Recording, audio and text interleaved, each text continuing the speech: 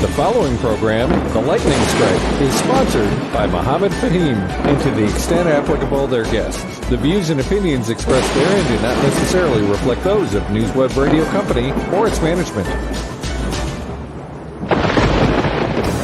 Get ready to be jolted out of the ordinary and into a world where conversations are charged with intensity and facts. The Lightning Strike Talk Radio with your host, Mohammed Fahim, broadcasting live from the heart of the city on Chicago's Progressive Talk Radio, WCPT 820 AM. Welcome to a radio show that charges through the airwaves with an electricity like no other. Here's your host, Mohammed Fahim. Good morning, folks. Welcome to the Lightning Strike. Another good, beautiful Sunday morning out there. And, of course, so many things that we have to talk about every Sunday. If you want to join the conversation, please feel free to call in 773-763-9278. Today we're going to be talking about Mahmoud Khalil's case and what is happening with that, the implications of that, and also our government has now announced that they're going to be monitoring the social media posts of all immigrants and people applying to come here on a visit visa or a student visa for anti-Semitic content. And then the Microsoft engineers have a protest that they were saying at the annual meeting, so we'll talk about that. Ibtidal Abu Saud and Vinita Agarwal. And our person of the week is former NFL player Rob Robinson. Also joining us today remotely is Reed Bible, who will be a regular on the show, and Carl Moose will be joining us on the phone. And with me in the studios today, Ken DeLuke. Howdy, folks. And Sheila White. Good morning. All right, guys, I have to give a shout-out to Marie Newman, our occasional co-host. She is going to, happy birthday, by the way, Marie. We'll be doing a book launch event at Barnes & Noble in Orland Park. It's on the second floor on Sunday, April 27th at noon. The byline on the book is A Life Made from Scratch, Lessons from a Controversial Congresswoman. She did serve 2 terms in Congress. And a mompreneur, I can't even pronounce the way she wrote that, and an unstoppable activist. So if you're interested, you can make RSVP at marienewmanspeaks@gmail.com. Okay, on that note, let's have Sheila bring in our person of the week, and then we'll get started with the regular programming. Hello, our person of the week today is former NFL player, author, banking executive. He was drafted to play with the Baltimore Ravens fullback in 1998 to 2000. He's a Ravens Legend member and national former player for the NFL Alumni, where he serves as president of the local D.C. chapter. We're going to talk about his book. Welcome to the Lightning Strike, Rob, this morning. Good morning. Good morning. How are you doing? I'm excellent. Rob, I want you to talk a little bit of why you decided to write the book, which is called Persevering Through Purpose. Yeah, I mean, I decided to write the book. Listen, everyone has something that they do each and every day. I like to read and just get in my time, and I just wanted to be obedient. Many people have told me, hey, you should be a motivational speaker, you may want to be a pastor, or you should write your book, share your story. And I decided to write the book, and boy, I'm glad I did, Sheila. It's just been really uplifting to see what the impact it has had in the community, in schools, and just in corporate organizations as well. You know, Rob, people don't get to where they are unless they had some good roots or good foundation. I want to talk a little bit about your grandmother, a person that you talk about in your book and the story. Tell us a little bit about the sentiments and the support that she gave you to persevere through purpose. You know, she taught me this one thing, this thing called humility. My grandmother, Alberta Watson, a godsend in my life. You know, I lost my mother at an early age, and she took me in. She didn't have much, but she gave me what she had. She built a room on her house just for me.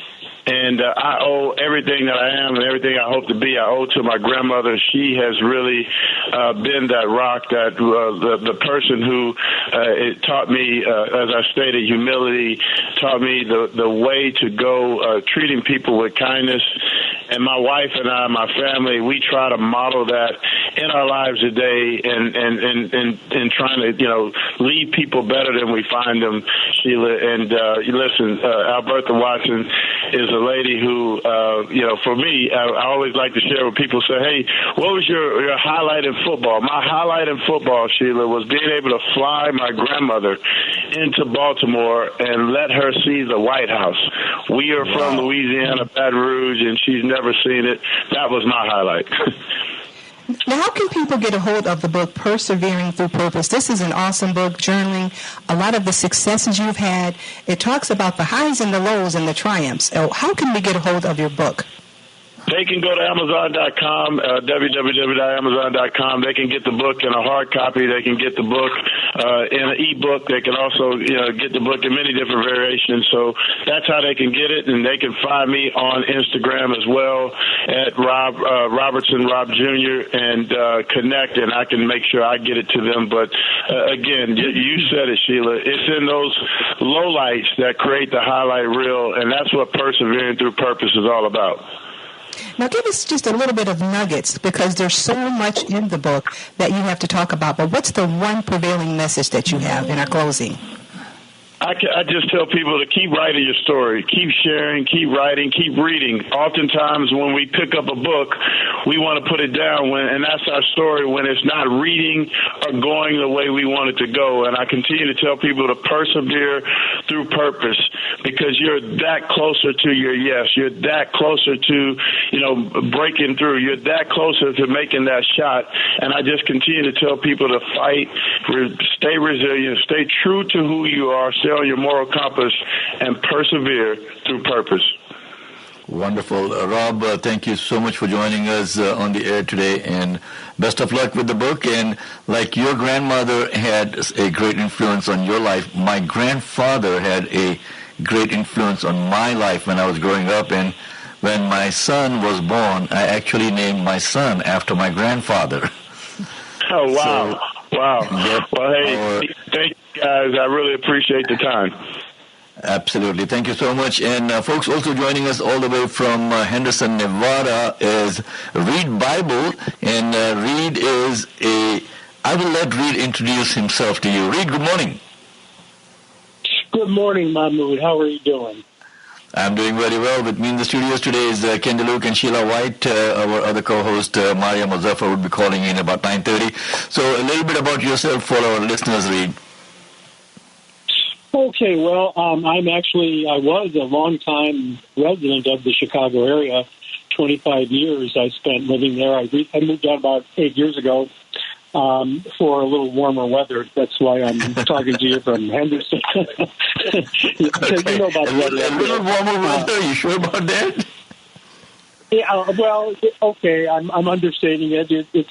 We're experiencing a week of 90 degrees here in the Las Vegas, Henderson area this week, which even here is a little unusual. But so I definitely escaped the cold of Chicago. Although I understand you've been having some pretty good weather there lately. Up there too. It's been pretty good. So, read a little bit about your background for our listeners and what you will be bringing to our show also. Okay, well, I started off in my adult career as an attorney, and practiced it briefly up in Minnesota, where I went to law school back in the 1970s. But I kind of gravitated out of practicing law into enforcing of law. Worked with the Internal Revenue Service for a couple of years. Hated it there, but I learned a lot of tax law. Went off to, and then I went over to what was then the U.S. Immigration and Naturalization Service. Of course, that is defunct now, and it has evolved into U.S. Immigration and Customs Enforcement, where I eventually became a supervisory special agent. Did a lot of things, a lot of teaching of immigration law, and also of law not only to new U.S. agents, but to foreign agents in other countries. Did a lot of investigative work in national security matters, human trafficking, that kind of thing. And that's where I retired from a few years ago in Chicago. And that's also when I decided that, okay, I don't have to stay in Chicago anymore. These winters are getting kind of unbearable for somebody who's aging like me. Let's find a place warmer. Well, Breed, let me congratulate you, sir, because if you were still in service, you would have been laid off by Donald Trump. Hey, speaking of that, Reed, I have a question. They said they were laying off 30% of the IRS agents or IRS employees. What do you see is going to be the net effect of that?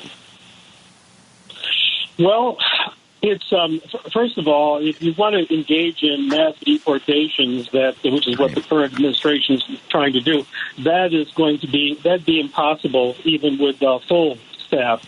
But with a lesser staff and taking this rash move, I think they're underappreciating the fact that of our undocumented immigrants that are here, a lot of them are very helpful to law enforcement because they provide information. And that information oftentimes is very helpful for stemming possible terrorist activity in this country, also identifying criminals in the country that are much more in the nature of being violent criminals, whereas the overwhelming majority of undocumented immigrants are not violent at all. They're just trying to make a living and they're hiding in the shadows. But they will provide. Thank you.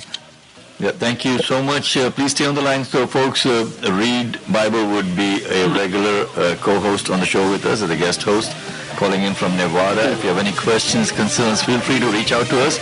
We'll take a quick break, and we'll be coming back on the other side of the break with a rant from Ken.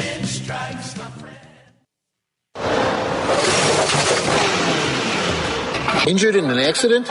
Ticketed for DUI or traffic violations? You need Riz Injury Law on your side.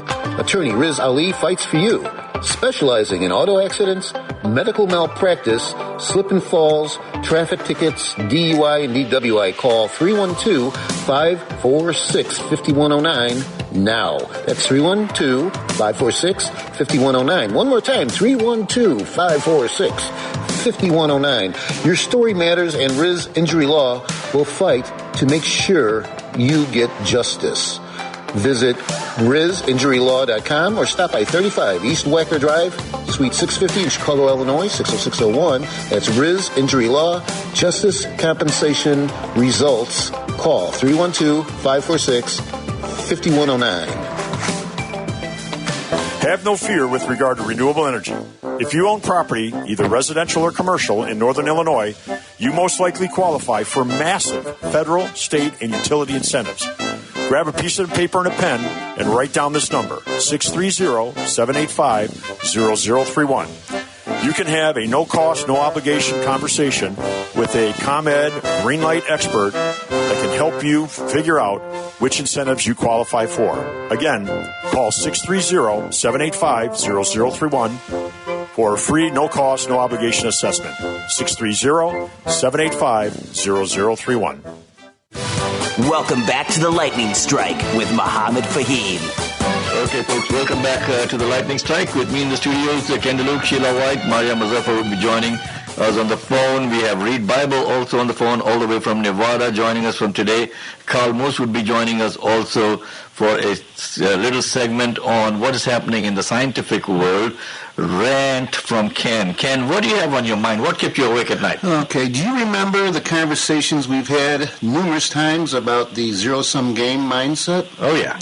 Now, I've been thinking, this completely explains Trump's obsession with tariffs. Okay, he's obsessed with the concept that if somebody wins, someone else has to lose.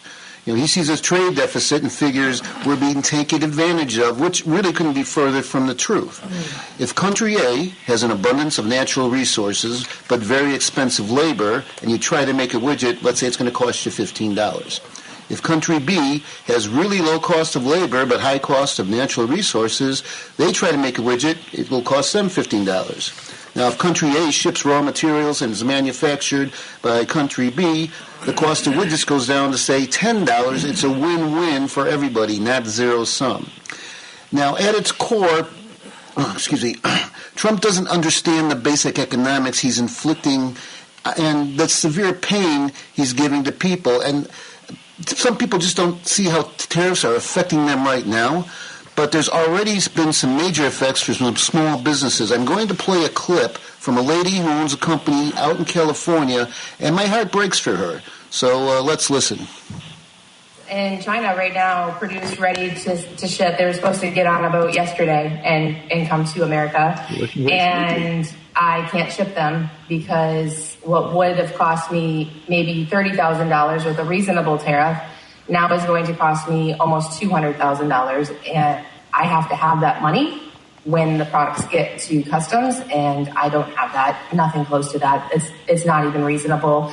So I have to leave my goods in China until I figure out some other direction. But what that means is when I run out of stock in 2 to 3 months, I no longer have products to sell and no more revenue coming in. It means I can't pay my bills, can't pay my employees, and everything I have, all of my debt. I have my house leveraged. We have 5 employees. My house is leveraged against our loans for our growth into Walmart and Target. I can't pay those bills. I don't even want to think about it. And it's hard to make a decision. You know, we had an idea yesterday after the announcement of, well, maybe we can export to Australia, repackage the products, and then re-import them from there. But because policy changes every 36 hours or so, I don't want to make that decision and make that move only for something else to change in just a couple more days. I'm paralyzed. I can't even make a decision right now. And I'm not the only one. There's thousands of us, small businesses in this exact same position. One of the stated goals of this trade war was to bring more manufacturing back to the United States, have people buy more things from within the United States. Can you do that? I mean, these overnight tariffs just don't even give us a chance to be a realistic pathway for us. For me, I would have to create, if I even found a factory in the U.S. willing to do it that had the right machinery, it would take 4 to 6 months to get the tools made to even start production. And that alone would cost me over $200,000. I don't have the time or money to do that in this moment. We don't have any time to make any adjustments. And on that note, folks, this is so important for us to understand. The lady is saying that she does not have any time to make adjustments. It takes a while for us to get back into manufacturing. Ken, you wanted to say something? Yeah, now here's a thought. Maybe Trump isn't as dumb as he's pretending to be. Maybe he talks about tariffs because it's a buzzword that gets his base all riled up. And maybe he's using these tariffs as an insider trading scam to help his billionaire buddies. Because he knows when he makes an announcement, the market's going to go either shoot up or shoot down, and you can play the market in both ways and make money. So just maybe. Okay, and that's what happened, folks. I saw a video just yesterday. I think I could probably bring it back for next week, where Trump is actually talking to some of his buddies and asking them, how much money have you made with these things now? There's actually a video going around. Wow. People have made millions, and meanwhile, suckers like you and I have lost millions. And that is something that is so concerning at this point. But let's come back to some of the other stuff that is happening out there. And I wanted to, especially with Reed Bible on the line with us. Reed, what is your take on the Mahmoud Khalil case now? Okay, the judge basically in Louisiana that the case was being heard, the judge did not look at anything. Khalil's legal team contends that his arrest and detention violate his First Amendment rights and due process protections. They argue that the government's actions are an attempt to suppress dissenting political views.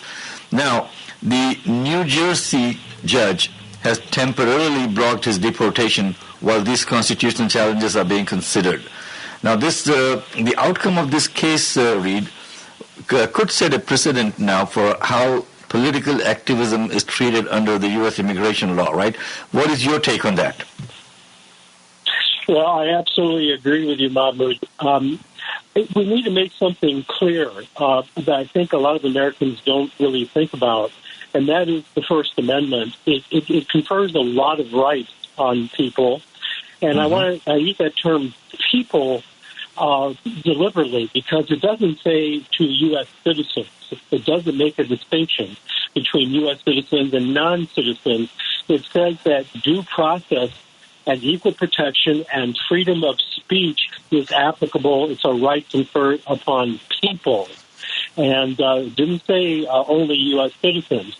And it is settled law that at least for those non-citizens who are lawfully present in the country, that they are entitled to enjoy the freedom of speech in this country. And that is what Mahmoud Khalil did last spring. He participated in a pro-Palestinian demonstration on the campus of Columbia University last spring. And it is clearly, in my personal opinion, that he's being targeted for exercising that. And the Secretary of State, Marco Rubio, is just following his orders, executive order from the President Donald Trump, to do a crackdown on these kinds of demonstrations across the nation. Mahmoud Khalil is just the first one. He's the very first case right out of the gate. And I think people ought to know that Mr. Khalil was lawfully in the United States. He's not an undocumented immigrant. That's a whole other issue. This young man, I think he's 29 years old. He's a Syrian. He was brought up in a Syrian refugee camp, and he's Palestinian himself. Graduate student there, and of course he's concerned about his homeland and what's going on in the Gaza Strip. And he was not accused of any crimes. He just peacefully demonstrated against what the Israeli government is currently doing in Gaza. And for that, there is a provision under the Immigration and Nationality Act of 1952. I'm not going to read it or cite it, but just know that there is a provision that allows the Secretary of State to revoke the immigration status of people that he deemed are threats to national security. And he was saying that Khalil's actions constitute hostility towards Jews, anti-Semitic sentiments, and that's detrimental to our foreign policy. So wasn't he just? Wasn't he primarily protesting the fact of the genocide going on there, and he's never said once, from my understanding, that he supported Hamas, which is what they say every time when they talk about him. But I don't see any evidence that even happened. No, there isn't any evidence of it. He never, as far as I'm aware, he never made any pro-Hamas statements. And this is what Marco Rubio is trying to say, is that he wants to facilitate a terrorist organization, promote a terrorist organization known as Hamas. My understanding is that he's made comments actually that are pro-Israeli, their right to be safe in their homeland, and he wants the same thing for his own fellow Palestinians in their own sovereign territory. So he was making pro-statements for Palestinians, not pro-statements for Hamas. Hamas is not the same as Palestinian. People are conflating these two things in this country. You can be a Palestinian and not be a Hamas. And that is something... I'm so glad, Reed, you brought that out, because that is something that a lot of people are not understanding. And the other thing that I wanted to actually bring out also is, why are we taking orders from a foreign country as to how an American citizen, an American resident can and cannot express our First Amendment rights of free speech? Why are we taking orders from a foreign country on this? That is something which I am unable to understand. Pardon me. I absolutely agree with you. I think we're being handmaidens to the current policies of the Israeli government under the leadership of Bibi Netanyahu. And I don't understand why we are being subservient to that. I thought we're supposed to be, the big thing is that we're supposed to be America first. Well, it's not America first, apparently. It's Israel, and more specifically, Bibi Netanyahu first. Even the people of Israel are protesting what the things that Netanyahu is doing, the bombing, bunker bombing, basically techniques indiscriminately all over Gaza. That we're not supposed to be imposing punishments on people that are in this country that are expressing freely their opinions about something and are not advocating violence. They're just advocating against violence and let people live free and safe. So this is outrageous. Okay, we have a caller calling in. Earl from Hyde Park is calling in. We'll take a quick call from Earl, and then we'll go into Maria's segment. Reed, please stay with us on the line. Earl, good morning. You are on the air with the Lightning Strike with Mohammed, Ken, Sheila, Reed, and the whole team. Thank you, guys. Good morning, Mohammed and everybody else. Hope everybody stays safe. I'm glad you ended that last section with what you did, because I believe that the object of the whole thing is money. Donald Trump is transactional. What's in it for me? What can I get out of it? How much money can I make? That you may be wondering what I'm talking about, and I'm talking about Gaza being turned into a real estate house for the Riviera in a new area. Remember that they've been talking about this for years. The first time we heard about it was one of his sons mentioned it back in his first term. And he has always looked at Gaza as a real estate powerhouse where he can rebuild, sell the property, and make millions or billions off of a new Riviera on the area. And the reason why that ties in what you were talking about with Netanyahu is facilitating, as far as he's concerned, hastening that dream by continuing bombing the buildings, by completely going after Hamas as an excuse for, removing the fabric. And remember, Trump has also said that he wanted the people from Gaza, from Palestine, to move to other nations. Yeah, to move out from there. Yep. Well, thank you so much for calling in. Thank you so much for listening, and appreciate your input. Keep on listening, because this is something that we are trying to do over here, is to create public awareness of what is happening and how our elected representatives are not representing us, but representing other people's interest and their own interest. So we'll be getting back into the programming with our segment of Beyond the Echo Chamber with Maria Mozaffar. She will be joining us in just a couple of seconds. Are you tired of hearing the same old talking points? Ready to dig deeper into the headlines that shape our nation? Join us on Breaking the Echo Chamber, a fresh, fearless segment on the Lightning Strike radio show. Every Sunday at 9:30 a.m., Maria Mozaffar takes you beyond the noise and beyond the divides. She'll break down the nation's biggest legislative stories, unpacking the truth behind the spin and exploring perspectives that matter to you. Tune in to the Lightning Strike on WCPT 820 AM and be part of the conversation that challenges the status quo. Don't miss Breaking the Echo Chamber, where the echo stops and the dialogue begins. Hi, Maria. Hey. Hey, good morning, Maria. Thank you for joining us. So what's on your mind today? What is Beyond the Echo Chamber? Good morning. I think the issues that are being discussed today are so significant that we're going to find that now the echo chamber on these issues are completely broken, because I am seeing people from both sides of the aisle understanding and waking up and connecting the dots that our Constitution is under attack. First of all, I want to start out by saying the words from the Person of the Week. I was so touched by it, because the reality is what we're seeing on the big stage is if we run after money, if we show who is the strongest, if we find a way to bully people into submission to the way we want to think and expand in the world, that is the best way that we're going to succeed. And I just want to say from the quotes that this person stated, to go back to basics and go back to the values that we were taught about being kind and being thoughtful and being helpful, but most importantly, finding a purpose and persevering. And I think that everybody in this nation right now has to find a purpose of how to break this echo chamber to speak the truth on matters that can protect the Constitution.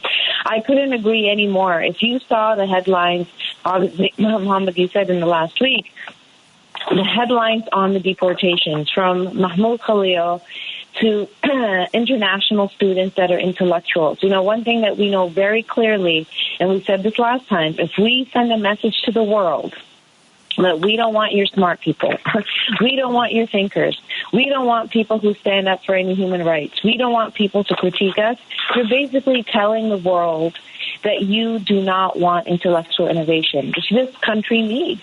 This country needs to center itself. We need to center ourselves to kind of understand the humbling position that we are in of what the purpose of this nation is. And it is to welcome opportunity, welcome talent, welcome intellect, and give everybody a fighting chance to improve their lives. But most importantly, we cannot do this on the backdrop of violating human rights of others.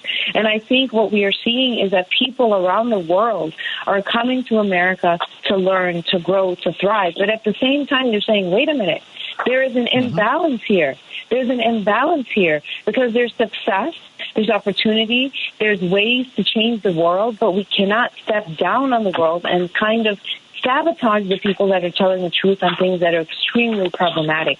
And we absolutely see the smartest and the brightest speaking up on these things, because if people have not seen this, you have to watch the Microsoft 50th anniversary. Yep, and we're going to be talking about that today. And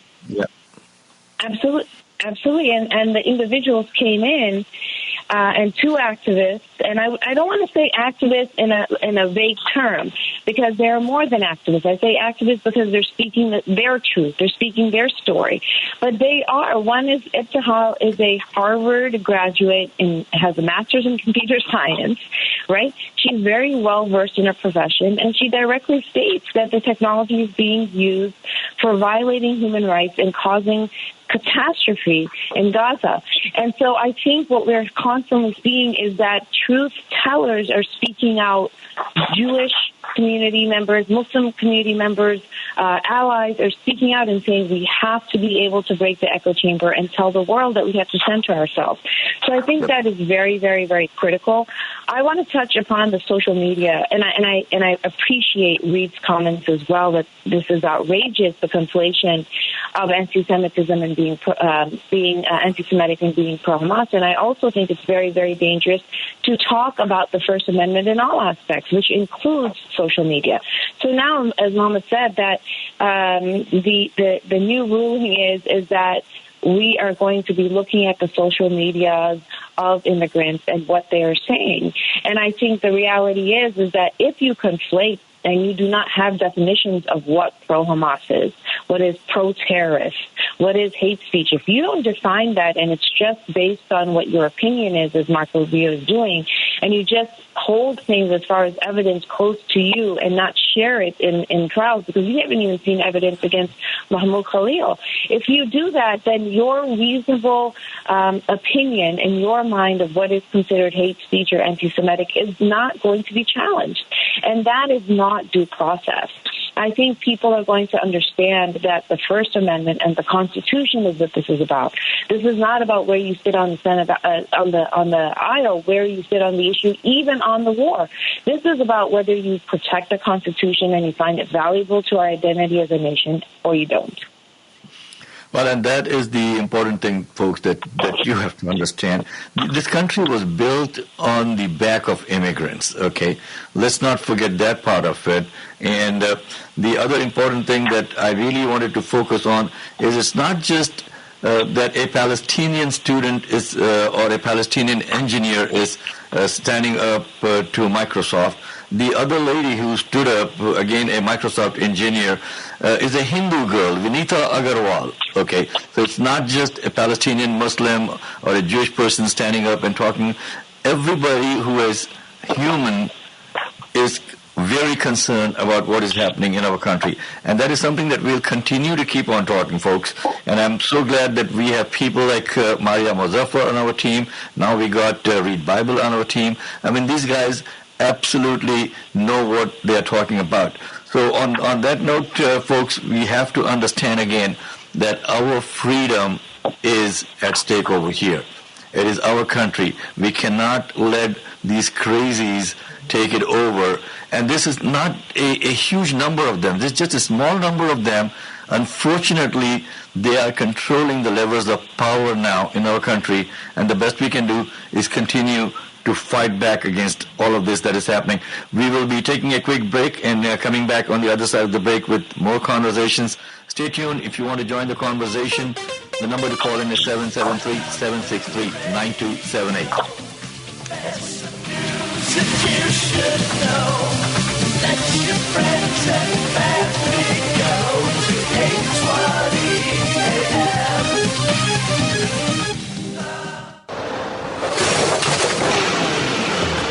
Injured in an accident?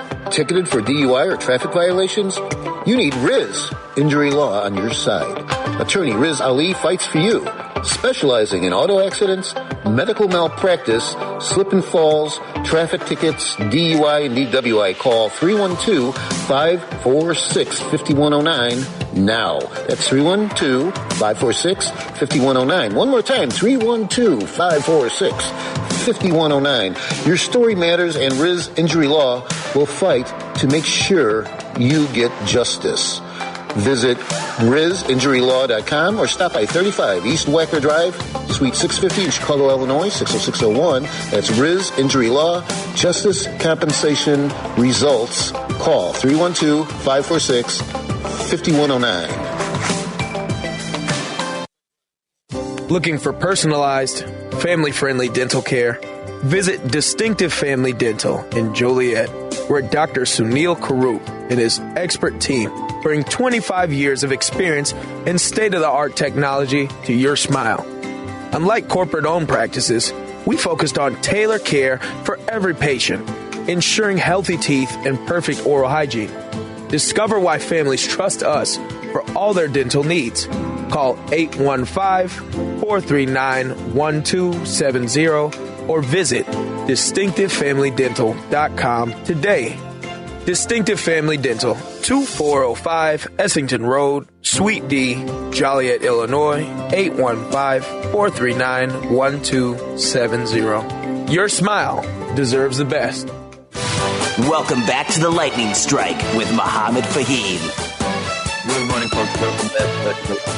We've got our speech and technology correspondent, Carl Moose, on the line. Carl, good morning. Where are you today?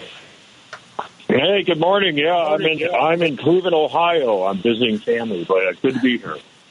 Okay, wonderful. So what do you have on your mind that you want to share with us today as far as science is concerned? Yeah, so I wanted to share, this, AI and technology and how it impacts, everything, starting from data privacy and surveillance, right? The use of advanced technology for immigration enforcement, it's really simple to do. The technology is pretty advanced, facial recognition, data tracking. It raises all kinds of significant issues with regard to data privacy. And, I have a personal story with regard to that. Years ago, I was doing some work on a White Sands military base, and my partner had lost his ID when he was a young kid, and somebody found it and used it and got into some trouble. And when we were going through our clearance with the FBI, it got flagged, and it was a very innocent thing. He had lost his ID, someone picked it up, and they got stopped for traffic, or there was some glitch, and we had to clear that before we could actually move forward. So, some of that privacy and surveillance stuff it's pretty, it can be scary at times, because if you get identified or you get mixed up, it can be really a problem. So the other thing is automation and job placement. A lot of times when people come to this country, first generation, and my parents are Irish and German. So, the first generation, even though they have a desire and ambition and they want to, create a better life for their family, they have some stumbling blocks, with regard to language and maybe not understanding the culture.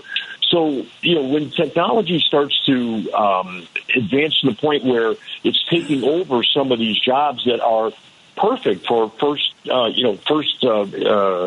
immigration individuals that are looking for a job, it can be a challenge. So, automation and job placement and technology, there's a crossover there where some of these individuals that are coming to this country and want to participate and they want to contribute, they're getting shut out because of automation, and it's taking some of the jobs away from some of those folks. And then, of course, the ethical issue, the use of technology and the ethical implications of how technology can be used to track people and categorize them and so on and so forth. So those are the things that I just wanted to chat about today.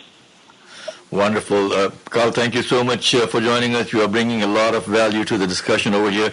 And I agree with you. When I first migrated to this country about 40 years back, actually I was working for an American company in Saudi Arabia for Allied Signals, Fisher Scientific Division, and 2 bachelor's and a master's degree. And I migrated over here, and the first thing that I got was oh, you don't have American work experience. So my first job, believe it or not, was cleaning windows in Woodfield Mall on a temp job basis.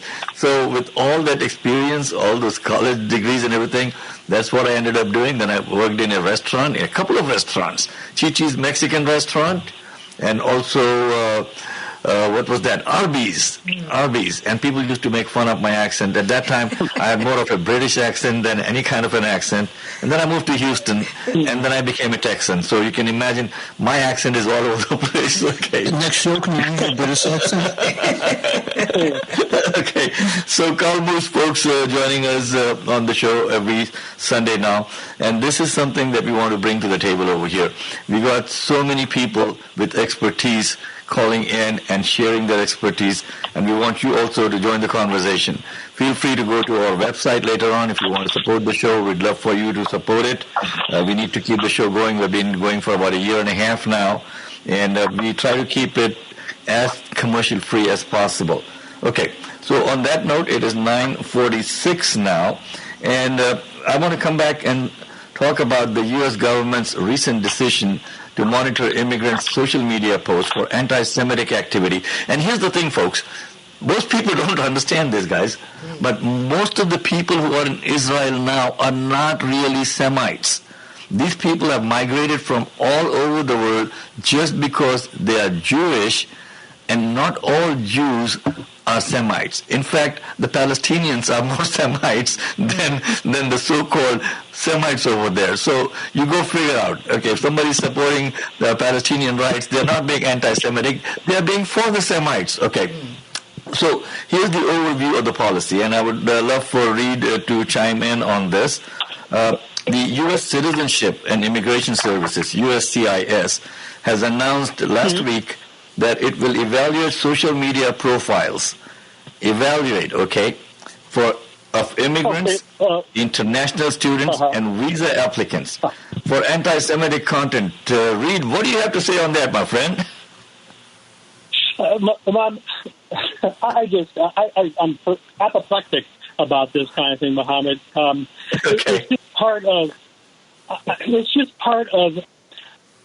I think we ought to be alarmed, all of us. American non-U.S. citizens need to be alarmed by this insidious technique that we're employing now that's destroying our First Amendment rights. I think you want to resound what Associate Justice Sonia Sotomayor mentioned last week when it came to the resumption, the Supreme Court allowing Trump to resume mass deportations pursuant to the Alien Enemies and Sedition Act of 1798. They're doing things like this, Mohammed.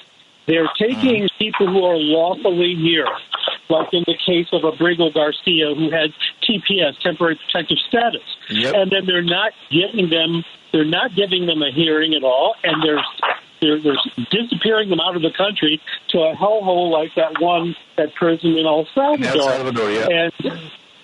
And the CECOT, maximum security for terrorist prison down there,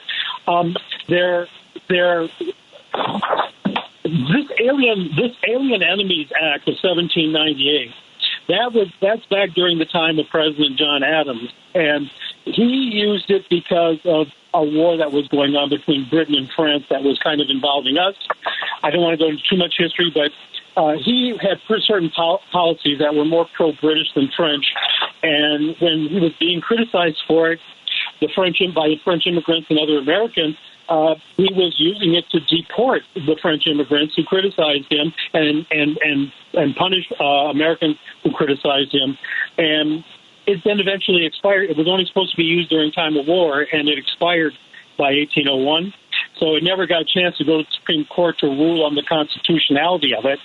And it's been used now. It's being used by Trump now to claim that people are enemies and stripping them of their legal status. And once they're stripped of their... Where is the war that we're supposed to be in to invoke that act. Doesn't Congress have to declare war on something? There's no law that they have to be involved in. Exactly. There's supposed to be a state of war from a particular foreign state that's being declared, or a threat of invasion. That's not what's happening here, because Trump is using it just ad hoc on a whole mass of people, not just particular country. And now he's sending these people that are supposed to be. They don't get a hearing, so they don't get to prove that they're not members of Tren de Agua, that gang that's in Venezuela, and he's calling them all members of Tren de Agua, and then disappearing them out of here down to El Salvador. And somebody hang on 1 second, Reed. Somebody's on the line cackling. Okay. Who is that cackling now? Hey, Dylan, we got Microsoft or somebody joining us on the conversation without us knowing it. Dylan, somebody cackled, man. Yeah, that's pretty weird. Yeah, I heard the cackle too. Okay. Well, but the thing is, I don't know. Somebody must have crossed in on the line, but go ahead, please. Then we'll finish off the conversation on this point. In the case of Abrigo Garcia, this is a man who had TPS, living in Maryland, father of 3, and he gets snatched by ICE agents, supposedly because he's a member of this gang. He never gets a chance to present evidence that he's not, and there he is down there. Now we're sending out agents, ICE agents, who are masked and hooded, snatching graduate students off the street. And now it's evolved into checking databases for social media comments, that sort of thing.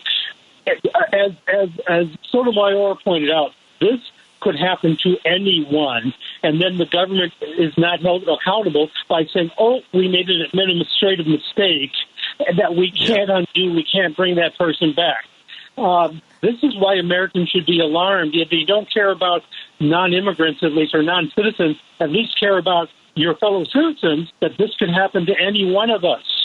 So that is the slippery slope that we've been warning people about, Reed, on this show and in a lot of conversations. We'll continue the conversation, folks. This is the Lightning Strike. I'm your host, Muhammad Fahim. With me in the studios today, Sheila White, Ken DeLuke, Carl Moose is joining us on the line, and Reed Bible is joining us on the line from Nevada, and Maria Muzaffar has been on the line with us today. We'll take a quick break and come back on the other side of the break and wind up today's show. Thank you so much for tuning in. Thank you so much for listening. Turn up the radio. Best of music you should know. Injured in an accident? Ticketed for DUI or traffic violations? You need Riz Injury Law on your side. Attorney Riz Ali fights for you, specializing in auto accidents, medical malpractice, slip and falls, traffic tickets, DUI and DWI. Call 312-546-5109 now. That's 312-546-5109. One more time, 312-546-5109. Your story matters, and Riz Injury Law will fight to make sure you get justice. Visit RizInjuryLaw.com or stop by 35 East Wacker Drive, Suite 650 in Chicago, Illinois, 60601. That's Riz Injury Law. Justice, compensation, results. Call 312-546-5109. Welcome back to the Lightning Strike with Muhammad Fahim. Good morning, folks. Welcome back to the Lightning Strike. We got about 6 minutes to finish off the show, and I wanted to finish off with the Microsoft engineers when they recently staged a high-profile protest now against the company's AI technology that contracts with the Israeli military, leading to 2 terminations now. So at the 5th anniversary, there was a protest, and this was being live-streamed on April 4th. Software engineer Iqtidal Abu Saud interrupted the AI CEO Mustafa Suleyman's speech, shouting, "Microsoft sells AI weapons to the Israeli military. 50,000 people have died, and Microsoft powers this genocide." End of quote. She threw a keffiyeh scarf on stage before being escorted out. And the second disruption was engineer Vanitha Agrawal, who later confronted executives Bill Gates, Satya Nadella, and Steve Ballmer during a Q&A session, stating, quote, 50,000 Palestinians in Gaza have been slain using Microsoft's technology. Shame on you. So Iqtidal Abisoud was fired for, quote-unquote, willful misconduct. And again, quoting, aggressive, disruptive conduct, according to Microsoft's termination letter. Vanita Agarwal, who had submitted her resignation effective April 11th, was dismissed immediately on April 7th. Microsoft stated it provides avenues for voices to be heard. Yeah, sure, Microsoft, come on. But requires protest to avoid business disruption. Yes, go ahead, Maria. Please. Can I say something, Muhammad? Yeah, I just want to bring a light to something. You know, with Iqtidal's disruption, she did something very powerful in that moment. No matter what your opinion is in the manner and in the process that she took, she did something very powerful that cannot be denied. She, as a employee, called out the CEO by his first name. By his first name in that exchange, and he said stop supporting it. You're profiting, and she kept saying Mustafa, and I think that's very powerful because what she did is say we are all humans. We are all equal. In this moment, you are the CEO. I am the truth teller. I am telling you to humble yourself. And what you are using is destroying lives. Humble yourself. And this goes back to our person of the week. And it brings it full circle, is that the policies and the forward thinking and strategy of how we're going to succeed as a nation has to come back to the basics of humanity in our policies, dignity in our policies of humans, and then humbling ourselves to the intellectual thought of the world. If we don't do that, we're going to be closing ourselves to ignorance and isolation, and that will completely create a stagnation. Absolutely. So, folks, here's the thing. An Associated Press investigation. Go ahead, Reed, please. I want to say I really appreciate what Mariah is saying. You know, this is examples of punishing people for speaking truth to power, and it's got to stop. And I just want to real quickly get into how we've done this again. We're still doing this with that Alien Enemies Act of 1798. How we're using it. It's been since John Adams' time. It's been used 3 other times to strip people of their status as human beings and their legal status in the country. It was last used by FDR during World War II. They used that law to put Japanese and Germans who were non-citizens in concentration camps. And then he followed it up with an executive order to put Japanese and German citizens into these camps. And then it was used in World War I by Woodrow Wilson against our Germans and their allies. And then it was used also by James Madison to put British people in jail and deport them during the War of 1812. But it's always been, there have been wars going on. There's 3 other times. Now there is no such war, but Trump's trying to trump up kind of an invasion force and stripping people of their status and then spiriting them out of the country. And it's got to stop. It's all very insidious. And I think that maybe one day that will be found to be unconstitutional, that act, as well as that provision of the INA that Marco Rubio is using to strip people of their legal status. Because on that note, we are coming up to the end of the hour, and folks, thank you so much for tuning in and read the Bible joining us today. Carl Moose joining us, and Maria Muzaffar joining us on the phone, and Ken and Sheila in the studios. I'm Muhammad Fahim. Thank you all very much for listening, folks. This is our country. Be aware, take it back, fight back, and we have to make sure that we keep this conversation on the air and off the air. Thank you so much for listening. We'll be back next week. The preceding program, The Lightning Strike, was sponsored by Muhammad Fahim, and to the extent applicable, their guests. The views and opinions expressed therein do not necessarily reflect those of Heartland Signal, LLC, or its management.